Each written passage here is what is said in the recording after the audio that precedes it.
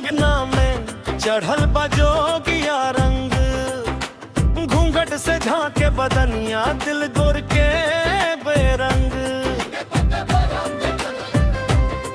बिना बोले तू हंस दिलू हमरा के मार लू नजर, पान के पता जैसन नोठ पर लागल असर।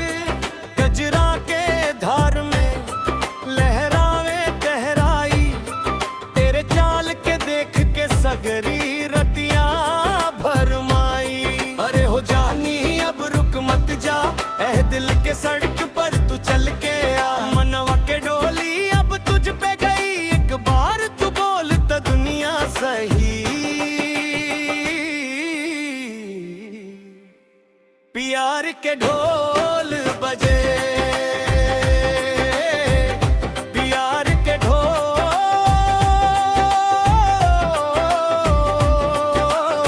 दिलवना में बजे, दिलवना में बजे। मनवा डोले रे, मनवा डोले रे, आही से ना छोड़े रे, ना छोड़े रे। प्यार के ढोल में बजे, प्यार के ढोल,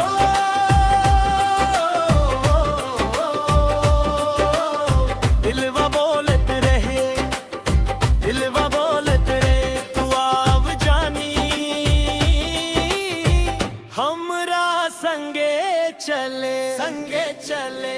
गजरा के खुशबू जैसे छूटल तोहार बात, नदी किनार खाली तोरे ही सोच के रात। माटी के दहिया पे सोना जैसन रंग, अखियन में सपना नाही, सपना में तू ही संग। तोहरा हंसी के आगे चांद भी लागे फीका, ये गोरी तोहार नखरा लागे मीठा मीठा। हम तो केहू ना जाने तोहार सिवा कवनो ढंग, जियरा में उठेला तेरे नामे हर तरंग। है जानी सुनना एगो बात करे, हमरे छाती में तोहरा नाम धड़के। दूरिया के रास्ता अब होई ना ठीक, संगे संगे चल अब दिल के करीब। प्यार के ढोल बजे, प्यार के ढोल,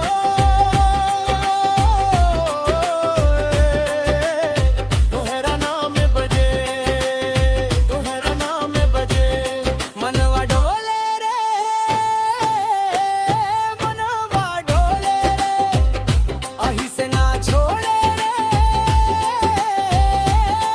ना छोड़े रे। प्यार के ढोल बजे, प्यार के ढोल,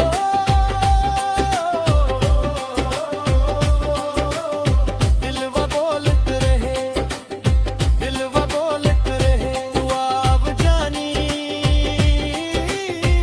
हमरा संगे चले, संगे चले। रुआ के शहर नाही हमरा के गावी कीक, मुरली के मीठ दुनिया तोहरा न के लगई तक। कुआं के पनिया जैसन साफ बातो हर मन, झूठ ना चल पाई तोहरे आगे ही जन। सवेरिया के ओस जही से ठंडा तो हर बोल, दिल के द्वार पे तू ही बासली खोल। हम करे गन गिनत रहनी तोरे नाम के साथ, एके तिरछी नजर से बदल गई सब बात। अब ना छुपावे है मन के हाल, आजाड़ हो चाहे धूप के काल। हमरा हाथे हाथ धरा के देख जैसे मेला में भैया के गाना ले। तो हर सनेसवा